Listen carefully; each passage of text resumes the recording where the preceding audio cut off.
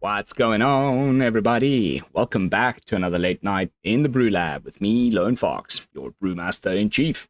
And tonight in the BrewLab, I'm coming at you with some spoiler talk. It's been a hot minute. I kind of stopped doing them for the last few sets, but now I'm really looking forward to getting back into this just because I like doing them. And I really hope that you do as well. I know there's many other content creators that also put up spoiler content straight away. So, you know, go and get your fix wherever you like. Personally, I recommend SBMTG. I always love his spoiler talks. But, it's a way of me getting to know the new sets that are coming up. And it's also going to keep a little bit of content coming as I'm about to go on to this break at the beginning of August. So I've still got a few brews left. There's about 2 brews left before the end of the month. I'm busy refining Mono Red Burn. So stay tuned for that. But for tonight, we're going to be looking at some spoilers, some initial spoilers. So for those of you who missed it, right now there's Magic Con in Barcelona, the Pro Tour event. They're playing Draft, Lord of the Rings, and Modern, 2 formats that I'm not that interested in, so I haven't been following too carefully, but I was definitely really looking forward to this panel. And they got Gavin over here on the stage, as well as Mark Rosewater himself, and they also got this guy, what's his name? Ovidio. And he's the head designer behind Ixalan. And the initial part of the panel, first of all, I highly recommend you guys just go watch this for yourselves. But the first part of the panel was all about the Ixalan set, which is coming out in November. Looks freaking epic. Like, I cannot wait to play with this set. It's going to be all like, Mesoamerican themed, Quetzalcoatl's and that kind of stuff. And I love that mythology, and the artwork, it was phenomenal. They weren't obviously able to give away too much other than just this general sort of gist of the storyline of the plane. But it's essentially all underground in these caves underneath Ixalan, and there's this center core where there's this resource that everybody's fighting against each other to obtain. It looks amazing. I'm really excited for Ixalan, but that's just so far away that I don't want to focus too much on it. Then the next person to talk was Gavin, because apparently he was like a crucial part of the team that created the Doctor Who Universes Beyond. You know me, I it's a Commander set. Like, I just couldn't care less. I'm not even gonna talk about it. It's just I'm sure there's plenty of people who love it, and more for you. It's just not my thing. I don't like Commander, and I don't like Universes Beyond. So, and I don't like Doctor Who. I've never watched Doctor Who, so I'm gonna skip right over that. But then the part that really interested me was Wilds of Edrainie. So of course they left the last bit of it, which is probably the one that was most interesting to most of the people in the audience, Wilds of Edrainie, for last. And lots of interesting little things that they let that they let us know through this panel, even though it's still a good month and a bit away. First of all, most important piece of news, I think, is the fact that from now on, from Wilds of Edrainie going forwards, there's only going to be 1 Planeswalker per set. And I don't really understand the reasoning for it. I don't think it's purely story-based, because I think the story is just a good excuse for it. But I don't mind it. It means they get to put a lot more focus on that 1 Planeswalker that's going to be the only Planeswalker in the set. To make it really cool, and that the mechanics that it has and the things that it can do have to do with the story and the plane and everything. So they're obviously going to be really strong, because it's going to be the only one. And usually we get 3 or 4 in a set, so that's a big piece of news, I think, because a lot less Planeswalkers getting printed throughout the year. That's definitely going to give Planeswalker of Super Friends decks a bit of a hit. Going forward, it'll take, especially after the next rotation, there's going to suddenly be a point where there's a lot less Planeswalkers in the format for Standard. And yeah, cool, man. Bring it on. I love Planeswalkers as the card type. And they did mention the fact that, for those of you who are not completely clued up with the story, and that's what I meant by it being more of an excuse than a reason. I think they've got a deeper reason why they're doing this that I'm still not sure of. But as far as the story, a lot of the planeswalkers after the war with Phyrexia got desparked. So what Marrow mentioned was that we will still see a lot of the characters that were previously planeswalkers, but they will not be the planeswalker card type. They're going to be creatures, legendary creatures, of course, which again I think is probably pandering a lot to the commander crowd, but whatever. We still get to see apparently Rowan and his sister. Oh my goodness. Anyway, the princes of Edrainie, they're still going to be in the set, but they're not going to be planeswalkers. They're going to be creatures. So I'm not going to use the panel here to go through the spoilers because it's going to be hard for me to pinpoint exactly where the stuff was. I just wanted to have this up on the screen to begin with as a way of saying, go check it out. Lots of cool information, especially if you are into Commander but I personally like the little bit about Ixalan and then the final bit on Edrainie was really, really cool. So go check it out.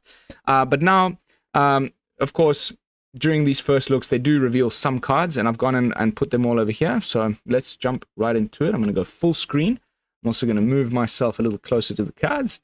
And the first one is the Planeswalker, the one that's going to be the Planeswalker of the set. Now let's zoom in just a tiny bit so I can read it properly. And it's Ashiok. It's been a while since we've had Ashiok in the format. A long while, actually. And for those of you who don't know and haven't played with Ashiok before, Ashiok interacts with the exile place, you know, with the black hole on Arena where cards disappear forever. No, now we've slowly but surely been getting a little bit of cards that have been signaling this to me. I'm talking, of course, about it's the something Broodling. It's like the black Convoke dragon that we had in the last set, and you know, you can cast cards from exile as if they had Convoke or something. I'm not sure exactly yet how any of these things are going to interact with each other, but you know, I love how Wizards does that. They'll like bring out a card a few sets back that doesn't seem to make much sense and doesn't fit into any deck, and then a couple of sets later it goes, aha, okay, and then it creates a whole, you know, suddenly it becomes like the centerpiece of a whole new archetype. So I'm hoping that we get a lot more interaction with the exile pile. But Ashiok, Wicked Manipulator, it's a 5 mana, 5 loyalty black planeswalker, and it's got a static ability that has left me completely flummoxed. Like we're gonna have to see what else comes out in the set before we can figure out what it's supposed to do. But it says that if you would pay life while your library has at least that many cards in it, exile that many cards from the top of your library instead. So if I've read that correctly, I mean, so far we haven't seen anything that causes you to pay life, but there are things in Standard already that do, and there'll obviously be more, because this is the centerpiece of the set. This is the only Planeswalker in the set. So surely, like, more cards will get revealed during spoiler season, and then the static ability will make more sense. But essentially, whenever you pay life, because there's no way you're going to be paying like 20 life, you know, or more than you have library, unless you're really, really low on library, and that might end up being the strategy. But like, you know, even if you've got 30 cards in your library, that what card forces you to pay more than that? So you'll always be able to exile that many cards from the top of your library instead. Most of the time it's like pay 1 life, you know, you'll use like a pain land or something, or there's plenty of things that you pay 1 life for. Maybe the Gixes, the 3 mana Gix, when you get in for damage and you pay life when you draw a card or something. I think that would trigger this. So then you end up exiling that many cards from the top of your library instead. So that's the static ability, but then the +1 and the -2 work really well together. So it's typical Planeswalker fashion. A good one can protect itself. So it'll come down on 5 and then you -2. The -2 creates 2 1/1 black nightmare creature tokens with, at the beginning of combat on your turn, if a card was put into exile this turn, you put a +1/+1 counter on this creature. So then, of course, the next turn you +1 to start going back up in loyalty, and the +1 helps the -2, because you look at the top 2 cards of your library, exile one of them, put the other into your hand. So there we go. You've now just exiled something, and you could put +1/+1 counters on your little nightmares. And Does it say only triggers once each turn? Oh no, it's only at the beginning of combat. Okay, so it happens once. At the beginning of combat, if you've +1 your Ashiok, now they're going to be 2/2s. Next turn, 3/3s, so on and so forth. And then you can start making more of them. So that's a pretty cool combination of abilities. And I can tell that this is going to be like a pain in the ass to get rid of unless you have the perfect removal spell. These little 1/1 nightmares are going to be able to stand in the way of Ashiok.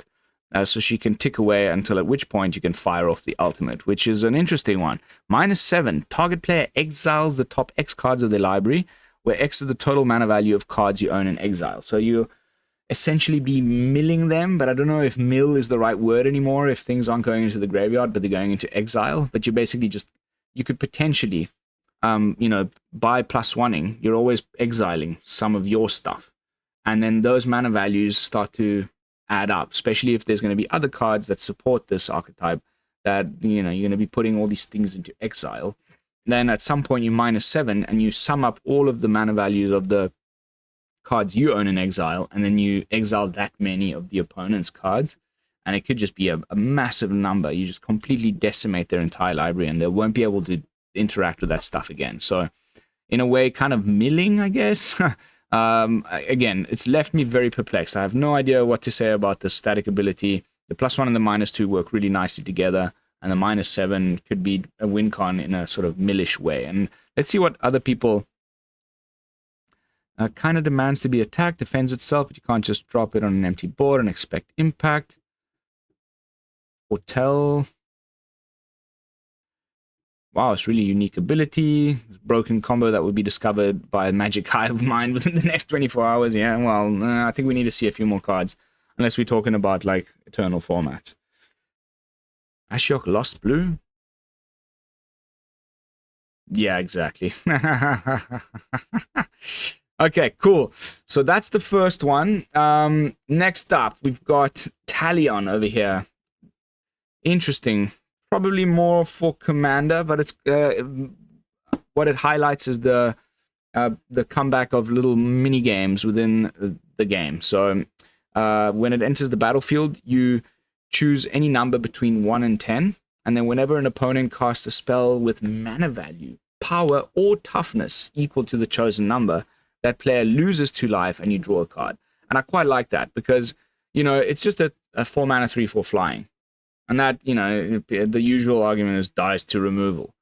But if that's what you're suspecting from the opponent, you're playing mono black or any kind of thing, most of the time it's going to be Go for the Throat, it's going to be Fateful Absence, it's going to be, something that's 2 mana that's going to be used to get rid of your Talion. So you choose 2, and then if your opponent goes for the Go for the Throat on your Talion, then not only did they waste a removal spell, but they also lose 2 life and you get to draw a card. So it's just pretty nice. Let's see if there's some sort of fairy tribal thing going on. Another important thing to mention about the panel that Marrow brought up is that each of the draft archetypes for this set coming are going to be based on a fairy tale. And the blue-black one, I believe, was based on Sleeping Beauty. So it's going to be such a sick set, I think. For one, I'm a huge sucker for fairy tales.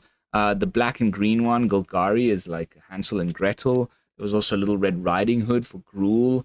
I can't remember all of the other ones. I don't think he even went over all of them. But yeah, Dimir was, I believe, Sleeping Beauty. So this might be, end up being a centerpiece in that strategy, especially for draft. But yeah, here we go. When I see these kind of legendary weird things, I often think they're just, again, pandering to the Commander crowd. But imagine having non-legendary copies of this soft-locking the game from 1 to 10s. Yeah, well, you could do that in a way. There's plenty of ways of doing that, actually, but very hard to set up. I don't know what Trinisphere is. Cool card. Love the artwork. On to the next one. This one I'm really excited about. They're calling it the White Craterhoof Behemoth for obvious reasons. And I think I'm going to, like, day 1 of early access, I'm going to be slamming this right into my rabble-rousing pile. Just go Mondrak, wedding announcement, rabble rousing, you know, resolute reinforcements. Just put like a bunch of token creators, go super duper wide really quickly, and then you have 4 of these in the deck. And when you play your rabble rousing, you hope to hit this thing, because you know you need to cheat it in. It costs 8 mana. Of course, we could reanimate it, but you know, to fit like a go wide token strategy into an also reanimated deck, I still don't see all the pieces. But like in rabble rousing, it makes perfect sense. If you hit this off with the rabble rousing, okay, it not only is it a 6/6 flyer, but when it enters the battlefield, creatures you control gain flying, and they get +X/+X until end of turn, where X is the number of creatures you control. Like in a situation where rabble rousing like goes off, you know, you get like, you'll have at the minimum 10 counters on the battlefield to trigger the rabble rousing, right? So then everything gets flying and gets like +10/+10. Boom, alpha strike. You know how much I love me that kind of jank. So like this is I cannot wait to play with this one. Moonshaker Cavalry, and let's see what the comments. Without haste, this is mediocre. This is if Crater Hoof had a disabled younger brother. It's just sad. No haste. If only it had Convoke. Yeah, people are not thinking about the hideaway mechanic.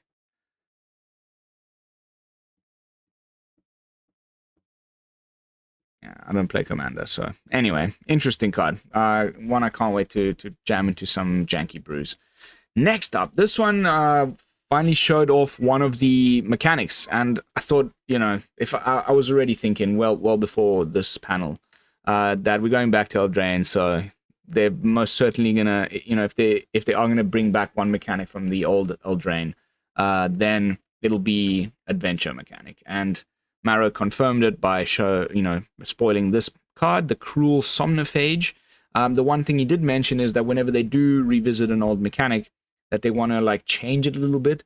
So as you can see here, the sorcery side of the Cruel Somnophage, Can't Wake Up, is in blue, but the creature is actually black. So they're going to be having like, you know, this is like a Dimir card, but black creature, and I think that's really cool. They'll obviously have them in each of the different color combinations, and that's really cool. And I for one thoroughly enjoyed Adventure in the old Edrainie.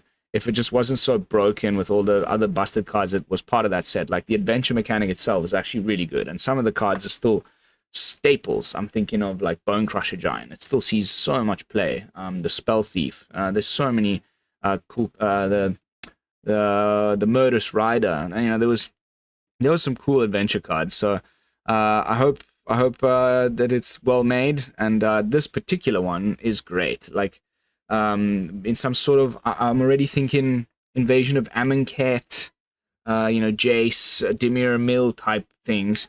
So target player mills 4 cards. You can use this in maybe a Sultai self mill as well with Lurgoyf maybe. But that deck is never quite, I don't know, I can never get it to work. But like, mill the opponent, maybe he mills a bunch of creatures, and then Cruel Somnophage has got a star, so its power and toughness are each equal to the number of creature cards in all graveyards. It sums your graveyard and the opponent's.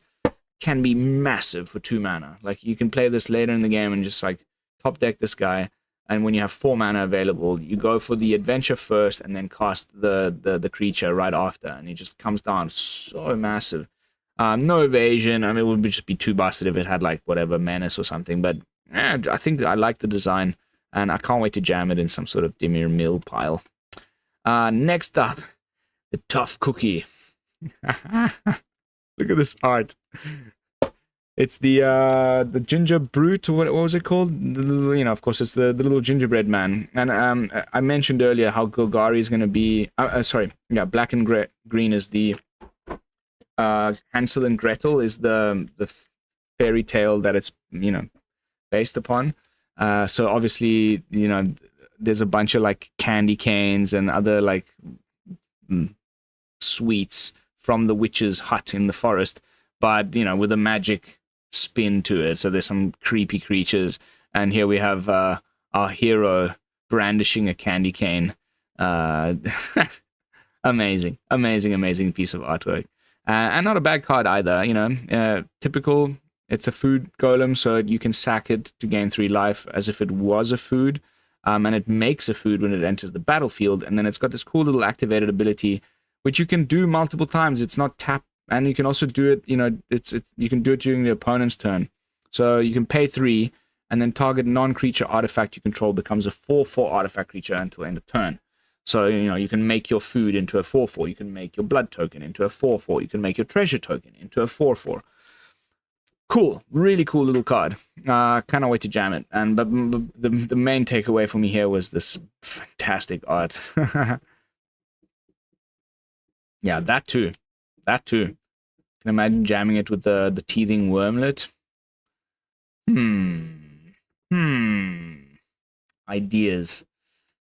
Next up and last, but no, second last. We've got a doozy I've kept for last, but we've got Sleight of Hand, which is a reprint. You know, I never get too excited for blue cards in general, and I think they're just better options right now because it's sorcery speed, and it just look at the top 2, one in your hand, one into the bottom of your library. I think if you're playing like Haughty Djinn, you'd rather play Consider because you want the stuff to go into the graveyard to make the Djinn bigger, no? And the sorcery speed, I don't know which deck will end up playing this, if at all, but it's a reprint. We know Sleight of Hand. I just, yeah, meh. Nothing much else to add about that. But last but not least, the return of some pretty and apparently it's a cycle, and it's going to be in all of the enemy colors. So we only got to see the Orzhov one. Good Man lands are back. Dual, yeah, here we go. Just what I was about to say. Dual color man lands, pretty sick, man. And like, I really like that it turns into a nightmare. So calling back to the Ashiok Planeswalker that makes nightmares. Maybe we've got a little bit of like nightmare support in some way. So you can pay 4. It's quite a bit. But then it becomes a 1/4 white and black nightmare creature until end of turn. It is still a land. And I can see from the power and toughness that it's intended not to like get in for damage. You're not killing the opponent by getting in with 1. But it's got the 4 so that even if the opponent blocks, it'll need a pretty chunky blocker to actually kill it. So you can safely attack with it all the time. And what you really are after is the attack trigger. So whenever it attacks, the defending player loses 2 life and you gain 2 life. So some gainsies and some drainsies. And I love me that. I cannot wait to see the rest of the cycle. I'm super excited for the set. But that is it as far as spoilers. There wasn't too much. And I'll just quickly show you the land cycle. Pretty beautiful full art lands. This might finally be the time I upgrade my Godzilla lands. I know I've been saying that for the last couple of sets, but these ones are truly gorgeous. Look at this red one. So cool. Might be time to upgrade those Godzilla lands, guys. But yeah, that is going to be it for tonight's episode of Spoiler Talk. I hope you enjoyed it. Don't forget to like, comment, and subscribe. I will see you all with fresh brew tomorrow. Going to be doing some mono red burn, so stay tuned for that as well. And yeah, this is Lone Fox from the BrewLab, signing out. Peace, y'all.